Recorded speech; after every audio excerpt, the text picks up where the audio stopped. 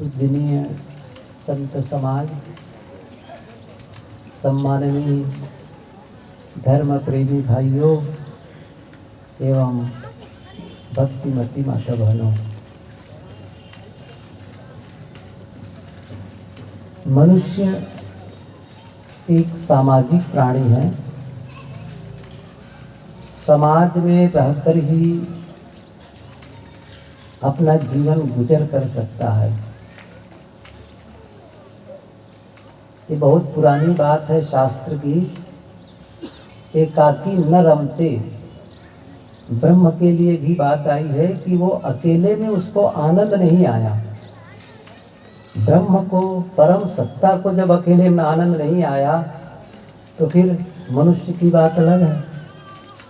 तो मनुष्य सामाजिक समूह में रहकर जीवन व्यतीत करता है। अन्य प्राणी भी समूह में रहते हैं, सबका अपना विभाग वर्ग होता है। कौवे जहाँ होंगे केवल कौवे, तोते जहाँ हैं देखोगे तोतों का अपना झुंड है, बगुलों का अपना है, हाथियों का अपना है, हिरण का, सबका समूह है। चींटी, काली चींटी, लाल चींटियाँ सब अलग अलग, कबूतर है वहाँ, कबूतर।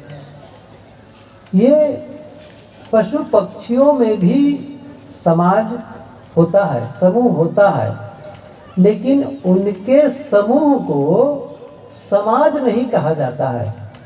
समाज शास्त्रियों ने ये भेद बताया है। ये बात मैंने गुरुदेव जी से सुनी, आप लोग भी सुने होंगे, वो बात मैं दोहराता हूँ। मनुष्यों के समूह को समाज और मनुष्यों के अलावा मानवेतर प्राणियों के समूह को समझ, थोड़ा अंतर है, समाज और समझ। समूह उनका भी है, क्या उद्देश्य है? एक तो है उदर पोषण, सुरक्षा भी है, उससे सुरक्षा भी होती है अपने ढंग के प्राणी होने पर। उदर पोषण और प्रजनन, अपने जीवन गुजर की व्यवस्था कर लेते हैं, खाने पीने की व्यवस्था कर लेते हैं। उसके बाद प्रजनन, अपने ही प्रजाति के वंशज बढ़ाते हैं। बस यहीं तक सीमित है। मनुष्य कुछ अलग है, ये कुछ और काम करता है, क्योंकि मनुष्य को रैशनल एनिमल, बौद्धिक प्राणी, बौद्धिक भी है, भावनात्मक भी है। हम भावनात्मक जीव हैं, केवल शरीर नहीं है। शरीर के भीतर सुख दुख, हानि लाभ, हर्ष शोक, मान अपमान का अनुभव करने वाला है। कोई है भीतर जिसके रहने से शरीर जिंदा है, शरीर में गति है, हम प्राण ले पा रहे हैं, छोड़ पा रहे हैं, धमनियों में रक्त का प्रवाह है। यदि वह अविनाशी तत्व न हो तो यह शरीर लुढ़क जाता है। और लोग क्या कहते हैं, मिट्टी है, मिट्टी पड़ी है, इसको जितना जल्दी ठिकाने लगा दो। साहब ने कहा, सदगुरु श्री निर्मल साहब जी ने, जा दिन निकल जाएगा जीव तन से, नहीं कर्म होते न इंद्री न मन से। जिस दिन जीव निकल जाता है, नहीं कर्म होते न इंद्री न मन से, इंद्रियों से कोई काम नहीं होता, हाथ पैर निश्चेष्ट। शरीर वही है, अभी भी सब कुछ है, आँख भी है, हाथ भी है, कान भी है, लेकिन अब सुनने वाला नहीं है, देखने वाला नहीं है, और सोचने वाला मन भी नहीं, वहाँ सोचने वाला नहीं है। तो हम केवल एक भौतिक पदार्थों का संव्यूहन नहीं है, भौतिक पदार्थों का संग्रह नहीं है, अभौतिक भी है। अभौतिक वो आत्म अस्तित्व है। मैंने कहा ना भावनात्मक जीव है। तो जब पारिवारिक और सामाजिक जीवन हम जीते हैं, मैंने कहा ना मनुष्यों के बिना हम नहीं रह सकते। केवल भोजन से जीवन गुजर नहीं होता है, केवल भोजन से। ईसा मसीह ने भी ये बात कही है कि you can not live by bread alone, you can not live by bread alone. सिर्फ रोटी से, केवल रोटी से आप जिंदा नहीं रह सकते।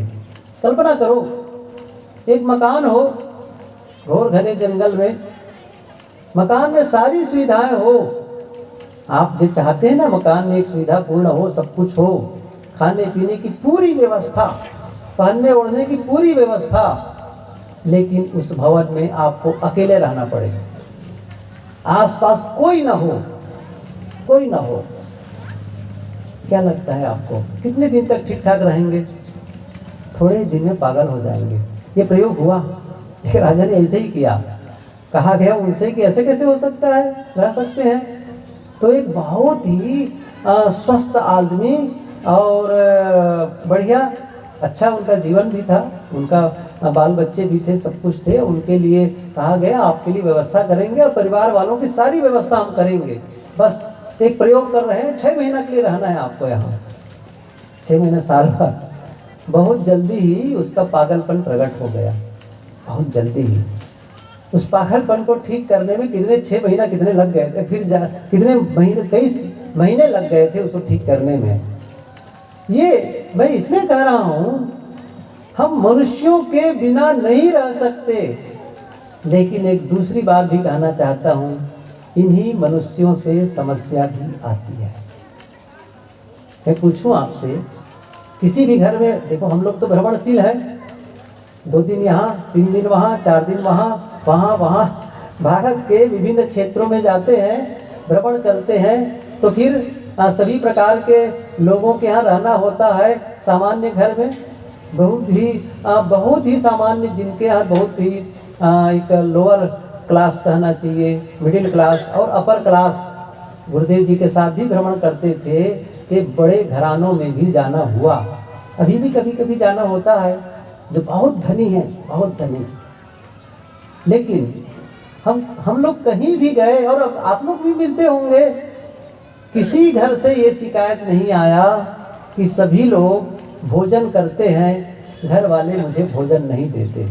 यहाँ भी नहीं आएगा। भोजन की कमी की शिकायत नहीं करेंगे, कपड़े की कमी की शिकायत नहीं करेंगे। आजकल तो कपड़े कितने हैं, मैं मालूम पूछूं साड़ियाँ कितनी हैं? साहब जाके गिनना पड़ेगा गिनना पड़ेगा, अनलिमिटेड। इतनी साड़ियाँ हैं कि साल में केवल एक दिन में एक साड़ी पहने तो भी साल भर में खत्म होने वाली नहीं है। लेकिन अभी आने तो तीजा, आने तो दीपावली, नया वर्ष, एक और चाहिए, एक और चाहिए। भाई ये तो खैर अलग विषय हो गया। कपड़े की कमी नहीं है, उसकी कोई शिकायत नहीं है, रहने की जगह की भी कोई शिकायत नहीं है। शिकायत किसकी है? मन में शिकायत किसकी है? मेरा कोई सम्मान नहीं करता, मेरे से प्रेम नहीं करते, मेरी बात नहीं सुनते, मुझे समझते ही नहीं है। हो रहा है ना शिकायत? कौन कर रहा है? वही जो आपके नजदीक लोग हैं। आप शिकायत किसके प्रति करते हैं? क्या अमेरिका वालों से आपका शिकायत है? अमेरिका वालों से शिकायत है? नहीं। अच्छा भारत में उत्तर प्रदेश वालों से शिकायत है किसी को? नहीं। अच्छा गुजरात वालों से है? कोई शिकायत नहीं है। सही है। अच्छा नागपुरा वालों से, जो बाहर नागपुरा में आसपास रहते हैं, उनकी शिकायत है? ज्यादा शिकायत किससे है? अपनों से, है ना, अपनों से। पति से शिकायत, पत्नी से शिकायत, सास से शिकायत, बहू से शिकायत, भाई से शिकायत, चाचा और भतीजा का शिकायत, और थोड़ा आगे बढ़े तो पड़ोसी का शिकायत, थोड़ा और आगे बढ़े फिर वही मामा फूफा, ये सब की भी शिकायत चलता है, वो भी अपने ही है। मनुष्यों का शिकायत लेकर हम बैठे रहते हैं। महत्वपूर्ण है मनुष्यों के साथ रहना और साथ में सामंजस्य बैठाना। रिश्तों में मधुरता, रिश्तों में नई रोशनी। क्या यह अच्छा रहेगा कि हम साथ भी रहें और लड़ झगड़ के रहें? क्या लगता है आपको? साथ रहे भी क्यों? साथ कैसे बदल देंगे आप? शादी हो गई, पसंद नहीं कर रहे हैं तो क्या पति बदल के ले आएंगे? अब दूसरा बदल देते हैं। कितने पति बदलेंगे? और बदलने वालों से भी पूछ लो, वैसे ही थे जैसे पहले, कोई फर्क नहीं पड़ने वाला है। इसलिए बदलने से नहीं होगा। अच्छा, सास मिल गई है, पति मिले, साथ साथ में सास मिल गई। अच्छा, एक विनोद कहूँ, चुटकुला ख्याल आ गया अभी। ये शायद ब्रह्मा और जो कर्म का लेखा लेखा करते हैं ना, यमराज कौन करते हैं कर्म का लेखा जोखा करने वाला? चित्रगुप्त। ये बड़े टेंशन परेशान थे। कहा कि कुछ तो करना पड़ेगा। क्या करना पड़ेगा भाई? कि ये लोग करवा चौथ रहती है। अब करवा चौथ के लिए अब सामंजस्य बैठाना पड़ता है, वही पति चाहिए, अब पूरा किलकांडा बैठाना पड़ता है और ये बड़ी परेशानी हो रही है। अच्छा, तो क्या करें? एक काम करो, ये हमारी हैरानी खत्म हो जाए। उनसे ये कहा जाए, आपको वही पति मिलेगा लेकिन वही सास भी मिलेगी। सास दूसरी नहीं होगी। तब क्या होगा? सही है ना? सास भी वही मिलेगी। तब तो फिर निश्चित रूप से मांग कम हो जाएगी, उपवास वगैरह कम हो जाएंगे। ये तो अलग विषय हो गया। मैं ये कह रहा था कि आप जब आपस में हैं, परिवार में हैं, अपनों के बीच रहना ही है, तो लड़ झगड़ करके रहना इससे अच्छा है साथ रहना। एक दूसरे के प्रति सम्मान का भाव हो, प्रेम का भाव हो, सहयोग का भाव हो, एक दूसरे के प्रति मैत्री का भाव हो, एक दूसरे के विकास में सहयोगी बने। मैं ये कहना चाहता हूँ, गुरुदेव जी कहा करते थे, शादी से, विवाह के बाद गृहस्थी की शुरुआत होती है। गृहस्थी कहाँ से शुरू होती है? विवाह से। विवाह क्या है? विवाह ये तो मैं नहीं जानता कहाँ लिखा है, लेकिन गुरुदेव जी से सुन सुन के याद है, बस वही बताता हूँ। विवाह विशिष्टम वहनम, विवाह विशिष्टम वहनम। विवाह क्या है? विशिष्ट ढंग से वहन करना। वहन करना का मतलब होता है ढोना। यहाँ ढोना अर्थ नहीं है, या जैसे गाड़ी वाहक वहन करने वाला, यहाँ का अर्थ है निभाना। पति पत्नी को निभाए और पत्नी पति को निभाए, एक दूसरे को निभाए, क्योंकि स्वभाव का अंतर आएगा। जब रिश्ते तय करने जाते हैं, चाहे वो लड़की के घर जाकर के लड़की देखने जाते हों, या लड़का से मिलकर के लड़के, आप चाहे आप बहू लाना चाहते हो, चाहे दामाद ढूंढना चाहते हो, रिश्ते ही होते हैं। तो उस समय क्या देखते हैं आप? क्या देखते हैं? वो सुंदर है कि नहीं है? सही है। अच्छा, पढ़ा लिखा है कि नहीं है, या पढ़ी लिखी है कि नहीं है? तो उनके शरीर के अंग सब ठीक ठाक है ना? ऐसा तो नहीं है कि पढ़ी लिखी भी है, देखने में भी सुंदर है, लेकिन एक पैर नहीं है तो नहीं चलेगा भाई, नहीं चलेगा। या एक आंख नहीं है तो नहीं चलेगा। क्या देखते हैं? सब रूप, सौंदर्य, पढ़ना लिखना, फिर धन संपत्ति भी सब देख लेते हैं, सब देख लेते हैं। स्वभाव भी देखते हैं। स्वभाव पता नहीं चलता है उस समय। और आप कहेंगे जब आएगी घर, तो घर आएगी तो केवल अपना सौंदर्य लेकर नहीं आएगी, अपना स्वभाव लेकर आएगी, अपने संस्कार लेकर के आएगी, और सबके साथ वो व्यवहार करेगी। आप कहेंगे नहीं, मैं तो केवल इनकी सुंदरता से प्रेम करता हूँ। ऐसा नहीं होता है कि आधी मुर्गी खा जाओ आधी अंडा देगी, ये नहीं होता है। पूरा पैकेज मिलता है, वो पूरा आएगा साथ साथ में। तब क्या करेंगे? उनके स्वभाव को भी स्वीकारना होगा, उनके संस्कार को भी स्वीकारना होगा, उनके बोलने के तरीकों को भी स्वीकारना होगा, सब स्वीकारना होगा। आप कहाँ जाएंगे भाग करके? उत्तेजित होने से काम बनेगा? शायद कहते हैं निभाना, निभाओ, चलो साथ में। आजकल तो बहुत एडवांस हो गया है, यहाँ से ज़्यादा गुजरात है, उनके बारे में बताऊंगा तो आप कहेंगे तो हैरान हो जाएंगे, नहीं बताने वाला हूँ, क्योंकि मैं जिस प्रांत में रहता हूँ उसके बारे में बताऊंगा तो अच्छा नहीं लगेगा आप लोगों को। लेकिन अभी भी लड़की लड़का एक भले ही घर के पिता बुजुर्ग जा करके देख लिए, उसके बावजूद आजकल लड़की और लड़का दोनों मिल करके बातचीत करते हैं। भाई बात कर लें, दोनों बात कर लें, अच्छी तरह से बात कर लें, बातचीत हो जाती है, देख लेते हैं, परख लेते हैं। और यदि कहीं सगाई हो गई, सगाई के दिन में तो मैंने देखा है कहीं सगाई जिस दिन होती है ना, तो श्रीमान अपने जीवन साथी को मोबाइल गिफ्ट करता है और मोबाइल का नंबर भी मिला, और इतनी बातें होने लग जाती, शादी के पहले ही इतनी बातें हो जाती हैं कि शादी के बाद बात करने का कोई बचता ही नहीं है। बचता ही नहीं है। अच्छा तो नहीं है ये। और पहले कई बुजुर्ग बैठे होंगे 70 और 75 के लोग, सियान लोग देख के आ जाते थे, शादी के बाद ही देखते थे कि ये सांवली है कि गोरी है। पूछ लो सही है ये। बहुत कम मौका मिलता था कि एक दूसरे को परखने का, इसके बावजूद आज रिश्ते टूट रहे हैं, तनाव बढ़ रहा है। क्यों हो रहा है? सहनशीलता घट गई है, धैर्य घट गया है, विनम्रता का पाठ पढ़ाया ही नहीं गया है। स्कूल में जिन विषयों की पढ़ाई हुई है, मैं ये भी बता दूं कि ऐसे मैं लड़कियों को या बेटियों को बहुओं से मिला हूँ जो एमएससी, मुझे तो सुन के लगता है कि भाई ये कितने होशियार होंगे, तभी तो एमएससी फाइनल करके और डिग्री लेकर के उसके बाद शादी हुई है। एमएससी पास, उसकी डिग्री है पीजी का, और एमएससी पास करने के बाद जब शादी हुई 1.5 साल से 2 साल ही बीते हैं, लेकिन खुश नहीं है। चाहे उनकी व्यक्तिगत समस्या हो, चाहे और कोई समस्या हो, जब मिले, बातचीत हुई और जब अपना वो दुखड़ा रोने लगे, मैंने कहा फिर वो आपका एमएससी कहाँ चला गया? कुछ काम आ रहा है? लड़के लोग भी पढ़ लिख लेते हैं बहुत, अमुक डिग्री, आजकल तो नौकरी की भी कठिनाई है, उससे क्या होने वाला है? कोई कहता है मैं इंजीनियर हो गया।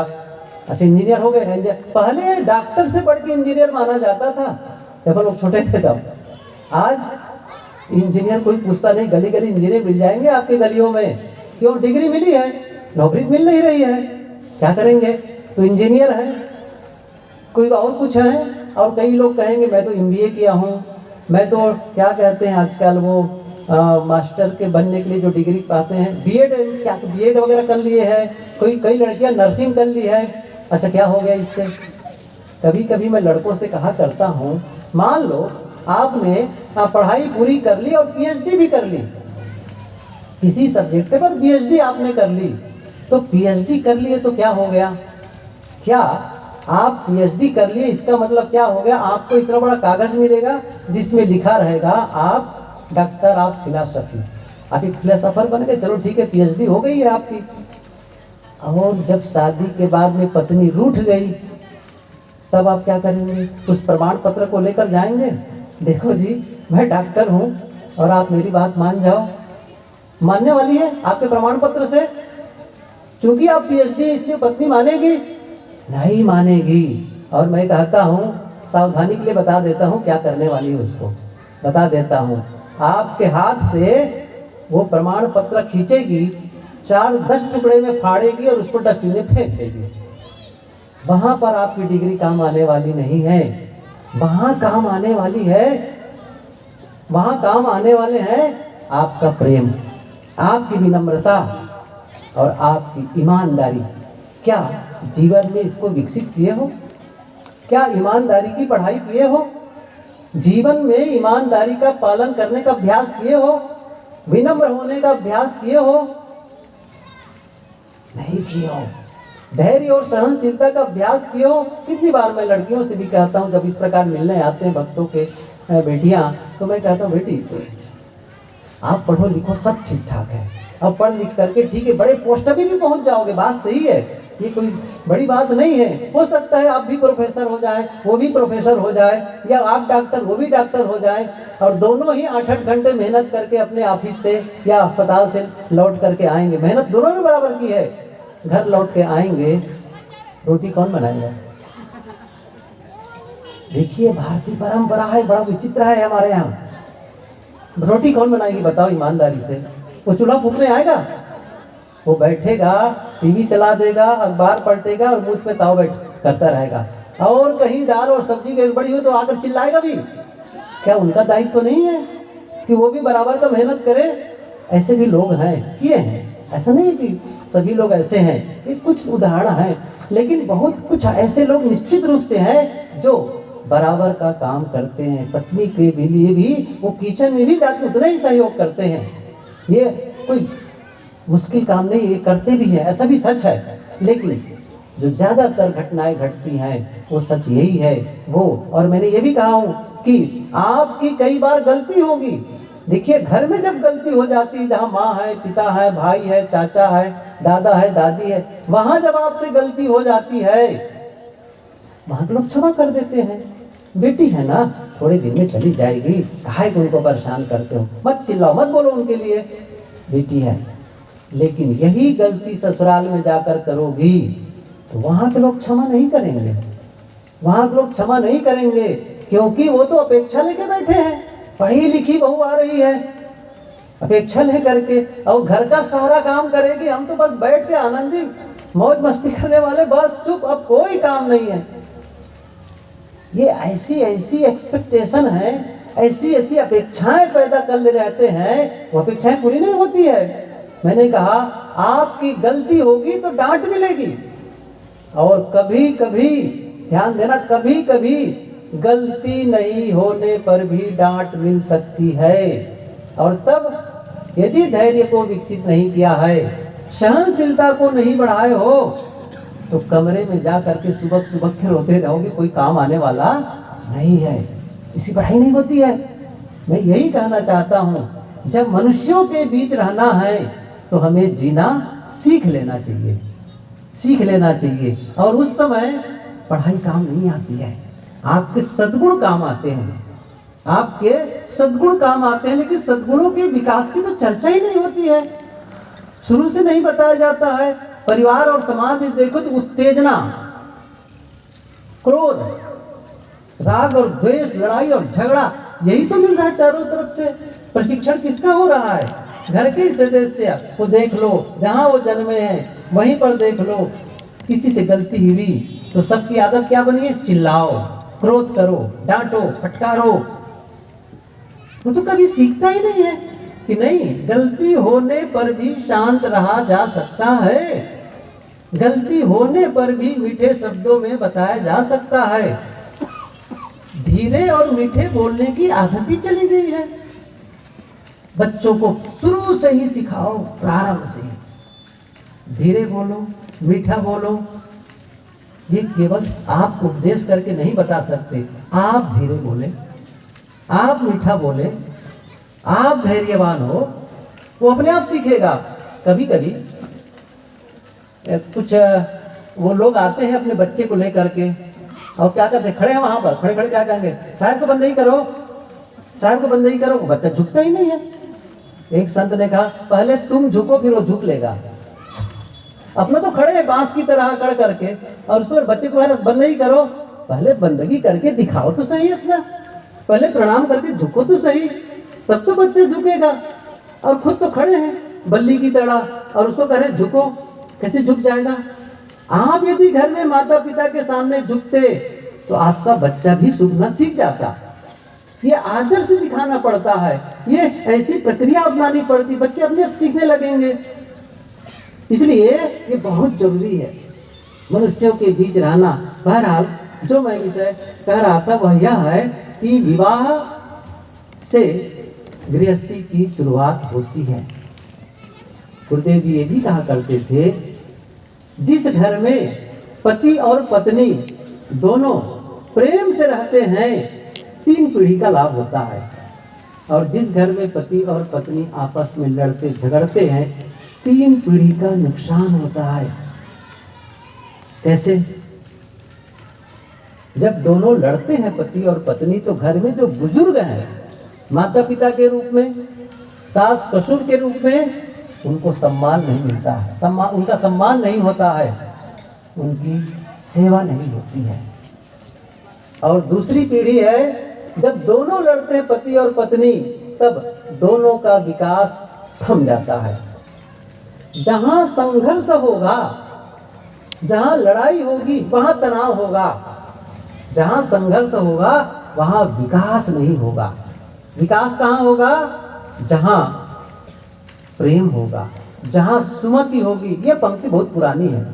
जहां सुमति तहां संपत्ति नाना, और जहां कुमति तहां विपत्ति। गजब है। निधान, निधान का मतलब खजाना, निधि माने खजाना। जहां विपत्ति ही विपत्ति भरे हुए हैं, क्योंकि आपस में सुमति नहीं है, आपस में तालमेल नहीं है, वैचारिक सामंजस्य नहीं है, बैठ करके अपनी गृहस्थी की योजना नहीं बना रहे हैं। ध्यान दो, शादी हो जाए, एक दिन मैंने कहा भी था यहाँ, शादी हो जाए, पति पत्नी दोनों बैठ लो और आपस में चर्चा कर लो, एक योजना बना लो, गृहस्थी रूपी गाड़ी को कैसे आगे बढ़ानी है। ये गृहस्थी सुखद हो, ये सुखद बीते, हमारा परिवार एक अच्छा और सुख और शांति में जिए। तो हम लोगों को क्या क्या करना है? धन तो कमाना ही है, लेकिन स्वभाव कैसे रखना है, माता पिता के साथ कैसे व्यवहार करना है, अन्य घर वालों के साथ कैसे व्यवहार कर, अच्छा हम एक दूसरे के साथ कैसे व्यवहार करें। ऐसा तो नहीं कि हम आपस में ही लड़ रहे हैं। देखिए, जब आपस में लड़ते हैं ना, घर में बहू बेटे लड़ते हैं, या फिर आपकी बेटी जहां गई है, आपकी बेटी और आपके दामाद लड़ते हैं, तो आप जानते हैं इसका प्रभाव घर के जो बुजुर्ग हैं, माता पिता को, वो भी परेशान हो जाते हैं। क्या चाहते हैं? हमारे बेटे बहू जहाँ रहें सुख से रहें, प्रसन्न रहें।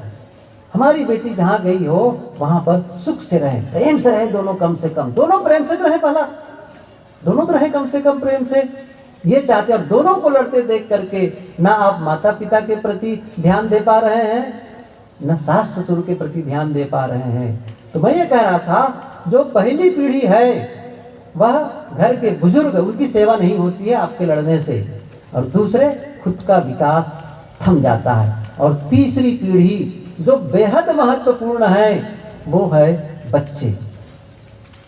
जब घर के बच्चे, छोटे छोटे बच्चे जब अपने माता पिता को लड़ते हुए देखते हैं, और रोज रोज ये जब किस्सा देखते हैं, तो सबसे बड़ी समस्या क्या होती है? अपने आप को बच्चे असुरक्षित महसूस करते हैं। क्यों? सुरक्षा यही दे रहे हैं ना, माता पिता ही तो गार्जियन से, वही तो पालक हैं, और दोनों ही लड़ रहे हैं तो अपनी को असुरक्षित महसूस करते हैं। और दोनों को लड़ते देखते हैं तो उनके लिए एक बड़ी समस्या हो जाती है, हम माँ का साथ दें या पिता का साथ दें। और इस उहापोह में, इस दबाव में उनका मानसिक विकास, उनका बौद्धिक विकास, उनका शारीरिक विकास थम जाता है। आप समझ ही नहीं पाते हैं। एक मनोवैज्ञानिक ने लिखा है कि कोई पिता अपने बच्चे के लिए सबसे बढ़िया क्या कर सकता है? उन्होंने क्या लिखा है? कोई पिता अपने बच्चे के लिए सबसे बढ़िया कर सकता है वह यह है कि बच्चे की माँ से प्रेम करे। और कोई माँ अपने बच्चे के लिए सबसे बढ़िया करना चाहे तो वह यह है कि बच्चे के पिता से प्रेम करे। सरल भाषा में क्या है? एक दूसरे जब प्रेम से रहते हैं, बच्चे एकदम सुरक्षित महसूस करते हैं, खुल करके रहते हैं। फिर इसलिए कम से कम बच्चों के लिए लड़ना बंद कर दो। और ये क्या है? केवल बच्चों का अच्छा नहीं बना रहे हैं, आपका भविष्य। क्यों? बच्चे का मतलब समझ रहे हैं ना? छोटे छोटे बच्चे का मतलब होता है सेविंग अकाउंट। क्या कहा? सेविंग अकाउंट, बचत खाता। बचत खाता में जो आप जमा करते जाते हैं वही जाकर के आप विड्रॉल करते हैं। बच्चे के मन में क्या जमा कर रहे हो, उसके अंदर क्या संस्कार डाल रहे हो, यदि उनके अंदर सद्गुणों का विकास कर रहे हो, ऐसे ऐसी चीज़ें उसके अंदर डाल रहे हो, घर में ही घर के लोग, बुजुर्ग लोग हैं घर में, बड़े लोग हैं, उनके मुंह से गाली निकल रही है। आश्चर्य होता है मुझे, घर में बहू है, बेटी है, माँ है, कैसे कैसे शब्द बोल सकते हैं आप, ऐसे कच्चे शब्द, ऐसे मतलब क्या बताऊं मैं, मतलब समझ ही नहीं आता है कि आपके मतलब ये मैं कहना चाहता हूँ शब्दकोश। देखिए ये बात तो कहने में मुझे अटक हो रही है। शब्दकोश मेरे पास एक है, हिंदी का शब्दकोश, केवल हिंदी का बता रहा हूँ, अंग्रेजी का नहीं बता रहा हूँ। हिंदी के शब्दकोश में 1,45,000 शब्द हैं, 1,45,000 शब्दकोश में, उसमें से एक शब्द गाली भी है। सही है ना? आप उस 1,45,000 के सारे शब्दों को हटाकर आपने गाली का ही चुनाव किया है और दूसरे शब्द का चुनाव नहीं कर सकते थे। क्यों? मतलब आप यही शब्द आपको अच्छा लगा, कितनी अशिष्टता है, थोड़ा भी तो ध्यान दो। और वो बच्चे सीख रहे हैं कैसे बोला जाता है। और अच्छा, कई लोगों को पता ही नहीं चलता। अभी मैं कहाँ था, इस सुर्गी में था, गजब की बात है। मॉर्निंग वॉक गया था, लौट रहा था, सुबह हो गई थी, करीब करीब एकदम पूरा तो नहीं हुआ था लेकिन सुबह लगभग हो गई थी। एक गाड़ी खड़ी थी और वहीं पर कुछ लोग खड़े थे, शायद धान वगैरह लाद रहे थे, कैसे कर रहे थे मुझे नहीं पता। अब एक आदमी खड़ा है और खट से अब कह रहा है बड़े सहज ढंग से, अबे ऐसा नहीं होता है। मैं अपने साथी से कहा, अच्छा इनको लगता भी नहीं है कि ऐसा कह रहे हैं तो गलत भी है। छोटे छोटे बच्चों को कहेंगे, वो दूसरों से भी कहेंगे, ये साले कहीं का, वो साले कहीं का। ये तो मैं कितनी बार संस्मरण सुनाया हूँ। गुरुदेव जी के साथ जब हम लोग भ्रमण करते थे इसी छत्तीसगढ़ में, और भी प्रांतों में जाया करते थे, तो होता क्या था, एक ड्राइवर आता था गाड़ी लेकर के एक जगह से दूसरी जगह जाने के लिए। अब ड्राइवर क्या होता था कि अब उनका ढंग है बोलने का, गुरुदेव जी बाजू में बैठे, ड्राइवर के बाजू में। अब कभी कभी सामने कोई ऐसी परिस्थिति, किसी ने कट मार दिया या कोई जानवर आ गया या बिल्ली, कुछ भी ऐसा रास्ता काट दे, कुछ ऐसा हुआ, तो वो ड्राइवर के मुंह से क्या निकलता, ये साले कहीं का। ऐसा 2-3 बार होता था। गुरुदेव जी कहते थे, बेटा एक साला बनाए हो और फंस गए हो, कितने साला बनाओगे, जहाँ देखते हो वही साला कहते रहते हो। एक आदमी था, वो उसके मुंह से यही निकलता रहता था हर बात में, वो साले कहीं का, ये साले लोग कुछ नहीं करते, वो नहीं करते। तो छोटा बच्चा भी सीख गया था। एक बार क्या हुआ, उनके घर में गुरुजी आए, उनके मतलब गुरुदेव जी आए, संत आए। तब तक बच्चे स्कूल गया था और वो आकर के भोजन पानी करके अपने कक्ष में विश्राम के लिए चले गए थे। जब बच्चा लौट करके स्कूल से आया, माँ ने कहा, बेटा गुरुदेव जी आए हुए हैं और एक काम करो, बाड़ी तरफ चले जाओ, फूल ले आओ और फूल लेकर के जाकर के बंदगी कर लेना, प्रणाम कर लेना। वो गया, फूल लेकर के आया और ऐसा संजोग, जब वो कमरे में गया था तो गुरुजी बाथरूम में गए रहे, गायब रहा, अनुपस्थित थे। तो वो वहीं से कहता है, ये साले गुरुजी पता नहीं कहाँ चल दिए हैं, बंदगी करने गया था। हंसी लग रही है ना? मैं क्या कहना चाहता हूँ, अच्छा नहीं लग रहा है ना? बच्चे ऐसा कह सकते हैं, बिल्कुल कह सकते हैं, क्योंकि जिस चीज को रोकोगे ना वही वो करता है। एक मेहमान घर में आने वाला था, ऐसा संजोग था कि उसके कान जो है वो ऐसा कटा हुआ था, कान नहीं था किसी कारण से। हमारे एक भक्त थे बनारस के, गुरुदेव जी की शिष्य थे, शायद उनके परिवार के लोग अपना लड़ाई झगड़े के चक्कर में उनको एसिड डाल दिए थे, तो उनका कान पूरा कट गया था, तो कान उनका कटा हुआ था।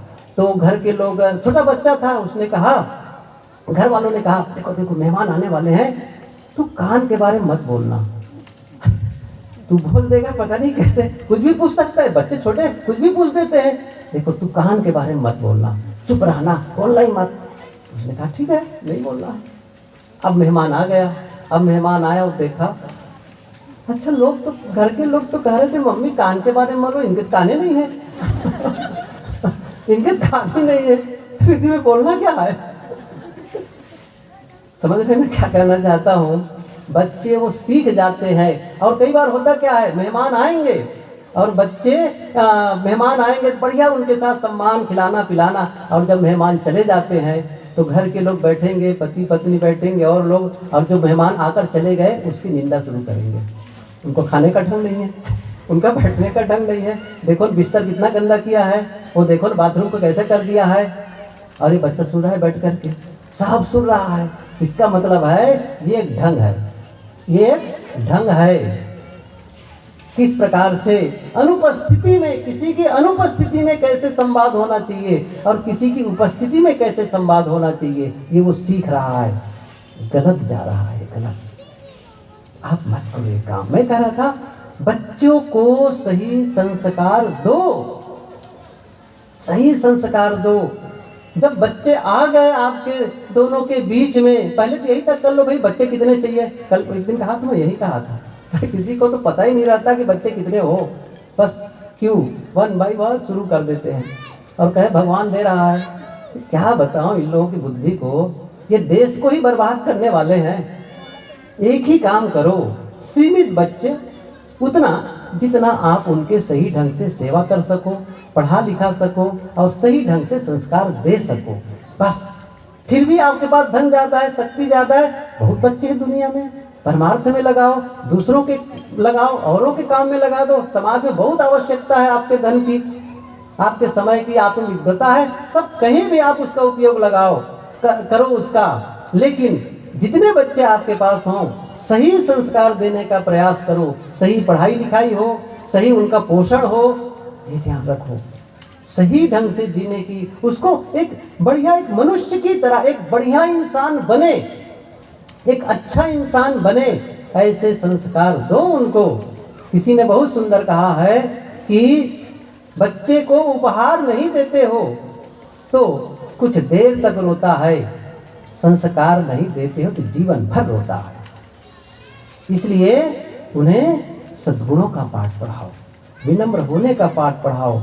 घर में आदत, घर का माहौल ऐसा बना कर रखो, चिल्ला करके नहीं बोलना है, धीरे बोलना है, मीठे बोलना है, उतने ही आवाज़ें बोलना है जितना हम सामने वाले को बोल रहे हैं। कितनी बार हम लोग, क्या बताऊं, कई बार तो कई घरों में रहना होता है, कमरे के अंदर मैं हूँ, 2 जने बात कर रहे हैं और इतने ज़ोर से बात कर रहे हैं कि लाउड स्पीकर की ज़रूरत नहीं है। मतलब मैं कहा इतनी दूर से बात करो कि सामने वाला सुन ले, और चिल्लाने की क्या आदत है, चिल्लाने की। ट्रेनों में चलो तब भी वैसे चिल्ला चिल्ला बोलते हैं। मैं क्या करूँ, वो देखते रहता हूँ। देखो इंसान कैसे, इतना भी संस्कार नहीं है कि धीरे बोलो, क्या जरूरत है चिल्ला करके बोलने की। गुरुदेव जी कहा करते थे कि इस प्रकार चिल्ला चिल्ला कर बोलने वालों के घर के छत पर, उनके खपड़ेल पर कौवा भी नहीं बैठता है, क्योंकि घर वाले ही इतने कौवे हैं, कौवा भी उड़ के भाग जाता है। धीरे बोलना सीखो बच्चे को। मुझे याद है गुरुदेव जी के साथ कई बार होता था कि मैं गया गुरुदेव जी के पास, बैठे बात कर रहे हैं, यहीं बैठा, गुरुदेव जी यहाँ बैठे, मैं वहाँ बैठा, बातचीत कर, और वहाँ कोई खड़ा है ना, वो सुन नहीं पाता था। मैं सच बता रहा हूँ, वहाँ खड़ा वो सुन नहीं पाता था। क्या बात हो गई पूरी हम दोनों की हो जाती थी पूरी तरह से। जितना वो बोलते थे, जितने मैं सुन लेता था, मैं उतना बोलते थे उतने गुरुदेव जी सुन लेते थे। लेकिन यहाँ तो वो संस्कार ही नहीं दिया गया है धीरे और मीठा बोलने की। जब तक न चिल्लाओ लगता ही नहीं कि आप हैं। कम बोलने की आदत डालो, कम बोलने की। ज़्यादा बोलने से कोई फर्क नहीं पड़ने वाला, कुछ ऐसा नहीं होता है। कबीर साहब की वाणी याद करो, सब लोग को याद भी है, याद क्या करना है, मधुर वचन है, याद है कि नहीं है? नहीं है याद, तो आज से आप लोगों का नाम कबीर पंथ से खारिज कर दिया जाएगा। समझ रहे हैं ना? क्योंकि कबीर की वाणी में नहीं पता है, पंक्ति नहीं याद है, फिर कौन मतलब कबीर पंथी कहलाने से। मधुर वचन है औषधि, कटुक वचन है तीर, श्रवण द्वार होय संचरय, शालय सकल शरीर। शब्द संहारे बोलिए, शब्द के हाथ न पाओ, एक शब्द करे औषधि, एक शब्द करे घाव। एक संकल्प ले लो, सत्संग में आना सफल है। क्या संकल्प ले लो? सुबह उठो और एक संकल्प लो, आज पूरा दिन मेरे मुंह से कटु शब्द नहीं निकलेगा। कबीर साहब ने कहा है, घट घट में वह साईं बसत है, कटुक वचन मत बोल रे, घूंघट का पट खोल तो को पीऊ मिलेंगे। घट घट में वह साईं बसत है, सबके भीतर परमात्मा बैठा है। आप कटु क्यों बोल रहे हैं? आप नहीं, आप जो दूसरों के साथ करते हैं, ये मैं सूत्र बता रहा हूं, आप जो दूसरों के साथ करते हैं वो दूसरों के लिए नहीं होता है, वो अपने लिए होता है। अर्थात जो यहां से प्रेषित करते हैं, आप अपने से प्रेषित प्रेषित करने का मतलब क्या कर रहा हूँ, जो भी डिस्पैच कर रहे हैं इसका मतलब क्या है, आपके विचार, आपके शब्द, आपके कोई भी क्रियाकलाप वो लौट कर आने वाला है। ये मान लो, जिस इंटेंसिटी से, जिस तीव्रता से बोल रहे हो, जिस भावना से बोल रहे हो, वो लौट करके उसी रूप में आने वाला है। क्योंकि हम सभी ने पढ़ा है, क्या पढ़ा है, कबीर कमाई आपनी निष्फल कभी न जाए, बोया पेड़, याद है, थोड़ा जोर से बोलो, बोया पेड़ बबूल का आम कहाँ से खाए। हम लोग क्या कर रहे हैं, बबूल का बीज बो रहे हैं और 4 साल के बाद बड़ा सा टोकरा लेकर जा रहे हैं, अब आम आने वाला है। सही है ना? क्यों कटु बोल रहे हैं? जब आप और हमको कटुता प्रिय नहीं है तो कटु शब्द न बोलो। और कितनी बार मैंने कहा है, ये जो सद्गुण है ना, सद्गुण बाहर नहीं है, प्रेम बाहर नहीं है, विश्वास बाहर नहीं है, करुणा बाहर नहीं है, क्षमा बाहर नहीं है। कहाँ है वो? कबीर साहब की पंक्ति याद करो, प्रेम न बाड़ी उपजे प्रेम न हाट बिकाए, राजा प्रजा जही रुचे शीश दिए ले जाए। न उसे बाड़ी में पैदा कर सकते हो, न उसे बाजार से खरीद सकते हो। कहाँ है वो? सबके भीतर है, सबके भीतर है, सबके भीतर। ये सारे सद्गुण बीज रूप में है, बीज रूप में। लेकिन बीज से काम नहीं चलेगा, काम चलेगा बीज को विकसित करने से। पुष्पित पल्लवित जब हो जाएगा तभी उससे लाभ मिलेगा। बीज तो है, जैसे एक छोटा सा बीज, बट का इतना सा दाना है, लेकिन उस बट के दाने से छाया नहीं मिलेगी, लेकिन छाया मिलने की उसमें क्षमता, देने की छाया वहां से मिले, इसकी क्षमता भरी हुई है। उसके बीज में एक विशाल वृक्ष समाया हुआ है। लेकिन जब आप उसे बो देते हैं और वो विशाल वृक्ष हो गया, 100 लोग भी बैठे उस छाया के नीचे, सबको छाया मिलने वाली है, सबको फल मिलने, और वो सारे फल भरे हुए हैं। किसी ने बहुत सुंदर कहा है, एक एप्पल, एक सेव में कितने बीज हैं, एक अनाड़ी आदमी भी गिन के बता सकता है।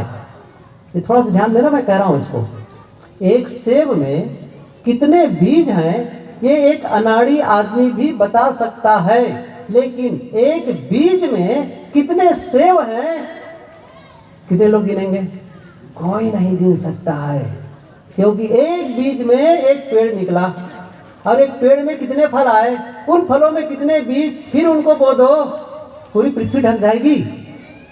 इतनी शक्ति समाहित होती है उसके अंदर में, अंदर संग्रहित होती है। ऐसे ही हम सबके भीतर, हम सब भी पोटेंशियल बैठे हुए हैं, पूरी क्षमतावान है, पूरी क्षमतावान है, भीतर में शक्ति है। हमारे भीतर में वो शक्ति है, हम विनम्र हो सकते हैं। हमारे भीतर शक्ति है, धैर्य और सहनशील हो सकते हैं। हमारे भीतर शक्ति है, हम क्षमा कर सकते हैं, क्षमा मांग सकते हैं, करुणा कर सकते हैं, विश्वास कर सकते हैं। लेकिन कब? जब इन शक्तियों को विकसित करो, बढ़ाओ बढ़ाओ। वो शक्तियां कहीं किसी से, हम ऐसा नहीं उसके लिए भीख मांगना है, वो तो मिली हुई है जन्म के साथ में। एक कहानी कहूँ, समय भी पूरा हो रहा है, एक कहानी कहता हूँ। एक आदमी, बड़ा शहर था, वहाँ वो गया था। उस बड़े शहर में फुटपाथ पर जा रहा था, दुकानों पे बोर्ड लगे हुए थे। यहाँ लगा नहीं रहता है, जगह जगह बोर्ड लगे हैं, अमुक ट्रेडर्स, भावना ज्वेलर्स, अमुक ये। अब वो आदमी देखते देखते जा रहा था, एक दुकान के सामने एक बोर्ड लिखा था, भगवान की दुकान। भगवान की दुकान, भगवान दास की दुकान नहीं, भगवान की दुकान। उसने कहा, अभी तक तो कपड़े की दुकान देखे थे, बर्तन की दुकान देखे थे, चांदी सोने की दुकान देखे थे, भगवान की दुकान। थोड़ी सी खिड़की खुली थी, देखा, कुछ पता ही नहीं चला। दरवाजे के पास गया, दरवाजा धक्का दिया, अंदर गया, और जैसे ही अंदर गया, आश्चर्य, अवाक रह गया। वो बड़े बड़े स्तंभ, बहुत ऊंची छत, बहुत बड़ा हॉल, इतना सुंदर, और इतनी सुंदर सुंदर चीजें रखी थी, बड़ी बड़ी सजी हुई एक सुंदर चीज, वहां वहां वहां। और आश्चर्य, इतने में अंदर से एक आदमी आया, उन्होंने कहा वेलकम, स्वागत है आपका। उन्होंने कहा क्या यह सचमुच भगवान की दुकान है? बेशक भगवान की दुकान है। ओह, इतनी सुंदर चीज तो हमने कभी नहीं देखी थी। इतनी सुंदर चीजें, इतनी सुंदर सुंदर चीजें बाहर तो कभी दिखती ही नहीं। ये इतनी सुंदर सुंदर चीजें अंदर वाले, उसने क्या कहा? भगवान की दुकान है साहब, सुंदर तो होंगी। अच्छे बताओ ये जो सुंदर चीज दिख रही है वो क्या है? उसने कहा ये है क्षमा। ओह, बहुत सुंदर है। अच्छा वो क्या दिख रहा है? वो स्पष्टता। अच्छा इतनी सुंदर। अच्छा वो क्या है? वो ईमानदारी। ऐसे सब गिनाने लगे। ये प्रेम है, ये विश्वास है। कई सामान देखा, गजब है भाई। फिर उसने क्या कहा? अच्छे बताओ क्या ये जो सुंदर चीजें दिख रही हैं वो बिकती भी हैं? हाँ बिकती हैं, और न केवल बिकती हैं, फ्री में मिलती हैं। वाह, ऐसा तो नहीं, कभी सोचा ही भी नहीं था फ्री में मिलती है। फिर वो गणित लगाने लगा बैठ करके, फ्री में मिलती है। अच्छा फ्री में, तो फिर वो गणित लगाया। फिर उन्होंने क्या पूछा? अच्छा एक से ज़्यादा भी मिलती? हाँ एक से ज़्यादा भी मिलती है। तब वो गणित लगाया, घर में कितने लोग हैं? ये। अच्छा मेरे मित्र भी हैं। अब ऐसा गणित लगा करके क्या करता है? ऐसा करो 16-16 पैक कर दो सबको। कितना? 16-16 सबको पैक कर दो। कहा सर बैठिए अभी आता हूँ। अंदर गया, 10 मिनट बाद लौट करके आया कि साहब आपका पैक तैयार है, पैकिंग तैयार है। और इतना बड़ा डब्बा लेकर के आया था बस, और सब 16-16। उसने क्या कहा? ऐसी बात करती, इतना विशाल, इतना सुंदर, ये डिब्बा कैसे आया? वो भी 16-16? हाँ 16-16 है, कैसे आ जाएगा इसमें? तब वो आदमी ने, जो अंदर वाले ने कहा, दुकान वाले ने, कि साहब ये जो चीज़ें आप सुंदर सुंदर दिख रहे हो, देख रहे हो ना, ये इन चीज़ों की, इन वस्तुओं की हम केवल बीज देते हैं, बीज। अब इस बीज को ले जा करके आपको इसको बढ़ाना है, विकसित करना है। जब आप लोग भगवान के यहाँ से आए हो ना, वो बीज आपके भीतर है, जन्म के साथ है। लेकिन कब होगा उसका फायदा? विकसित करो। शक्ति है, सबके भीतर शक्ति है, लेकिन शक्ति का उपयोग ही नहीं कर रहे हैं। ख्याल करिए, जिस शक्ति का आप उपयोग नहीं करते हैं उस शक्ति को खो देते हैं। एक नियम है, जिस शक्ति का उपयोग नहीं करते उसे आप खो देते हैं। कैसे? दूध, 10 लीटर दूध आप मंगाए खीर बनाने के लिए। कितना मंगाए? 10 लीटर। तो आपके मन में हो 10 लीटर ज़्यादा हो गया, 5 लीटर से खीर बना लिए। 5 लीटर को आप रखे, उपयोग कर लिए, खीर बना लिए, जो भी करके। लेकिन 5 लीटर दूध को आपने क्या कर दिया? बस रख दिए, बस रख दिए, कोई उपयोग नहीं किए, कोई उपयोग नहीं किए। 10 घंटा, 20 घंटा, 40 घंटा जिस दूध का उपयोग किए वो आपके लिए फायदा कर गया, और जिसका उपयोग नहीं किए, पड़े रहने दिए, उसका क्या हुआ? खराब हो जाएगा। हो जाएगा, खराब हो जाएगा। ऐसे ही है, आपके भीतर शक्ति है लेकिन उपयोग ही नहीं कर रहे हैं। भूल ही गए हैं कि हमारे भीतर विनम्रता है। किसका मैंने कहा था ना, अभ्यास। किसका अभ्यास कर रहे हैं? क्रोध का। तो क्रोध बढ़ता चला जा रहा है, और वहीं जहां क्रोध है उसी के बाजू में क्षमा बैठी सिसक रही है। मेरा भी तो उपयोग करो, मेरा भी तो उपयोग करो। क्षमा का उपयोग नहीं हो रहा है। किसका हो रहा है?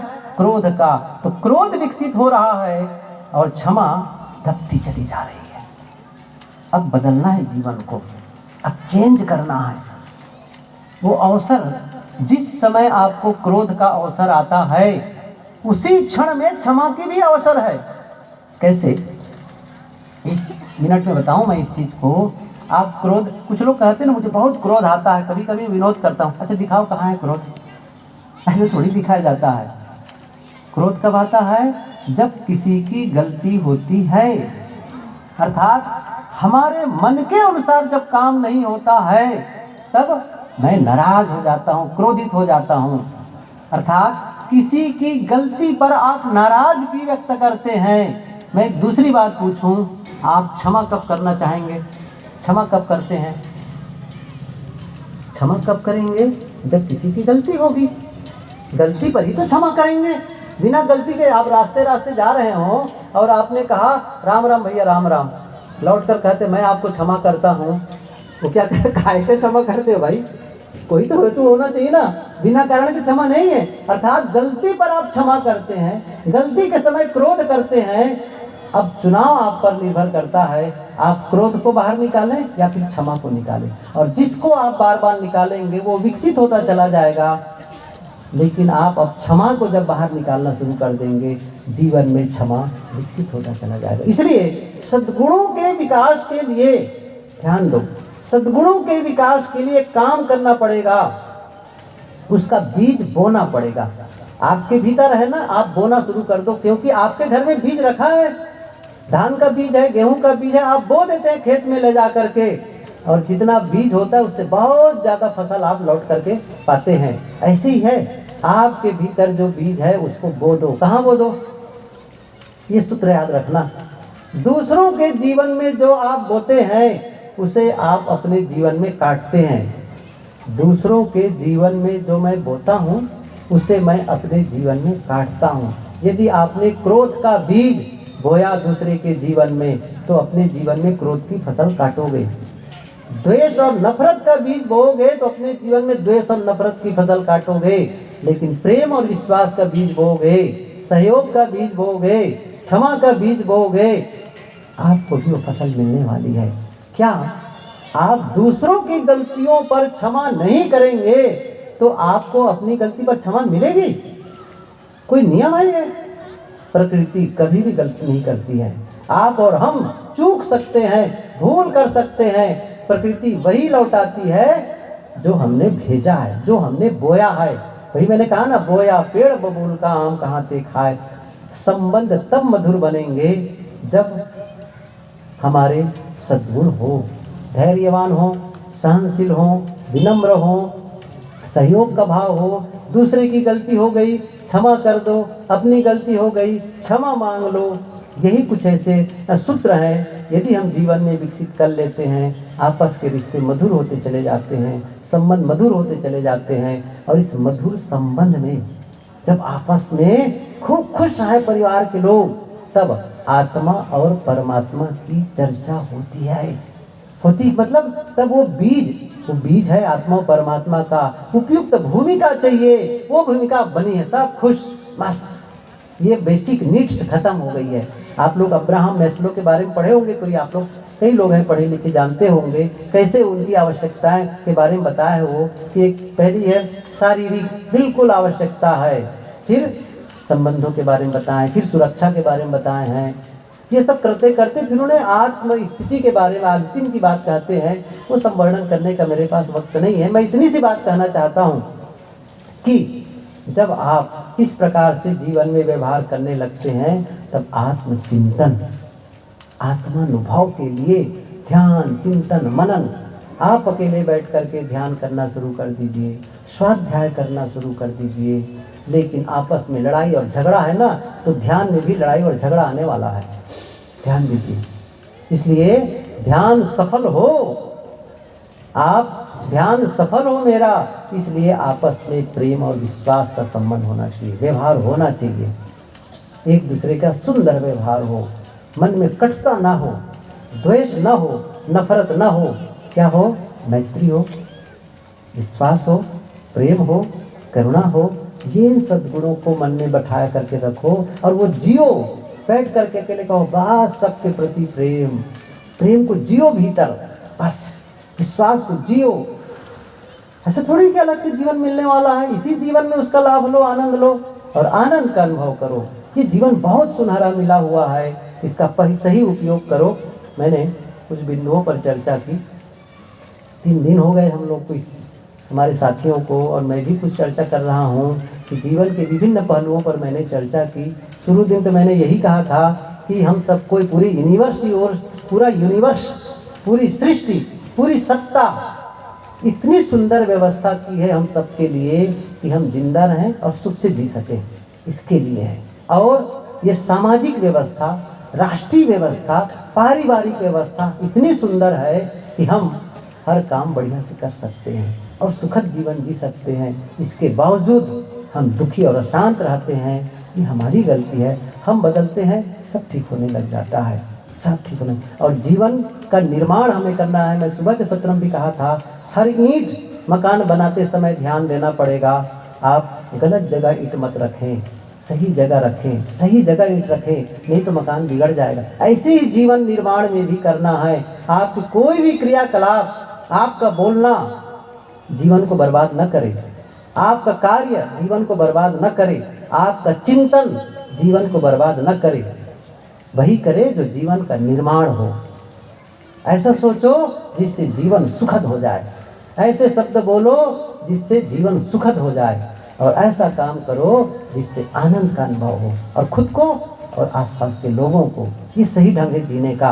बाकी किसकी पूजा करते हो, किसकी आराधना करते हो, कितनी बार मंदिर में जाते हो, कितना माला फेरते हो, कितने तीर्थों घूम आए हो, ये आप जानो, ये मेरा विषय नहीं है। आप और हमारा विषय है जीवन, ये समझ लो। तो बाकी सेकेंडरी है, सेकेंडरी, प्राइमरी नहीं है वो आपका पूजा पाठ। असली पूजा यही है। कबीर साहब जी ने कहा है, जो कुछ करो सो पूजा, जहाँ जहाँ डोलो सो परिक्रमा, जो कुछ करो सो पूजा, जब सोओ तब करो दंडवत भाव मिटाओ दूजा। ये सदगुरु कबीर साहब का संदेश है। हम सबको कबीर वाणी का चिंतन मनन करना है, उनके विचारों को समझना है और जीवन को आचरित करना है। मेरी एक ही आप लोगों से अपेक्षा है, या कहना चाहिए मेरी शुभकामना है, आप सभी स्वस्थ जीवन जिए, प्रेम पूर्ण संबंध बनाएं, समृद्ध जीवन जिए और शांतिमय जीवन जिए। इन्हीं शुभकामनाओं के साथ आप सबको साहेब बंदगी।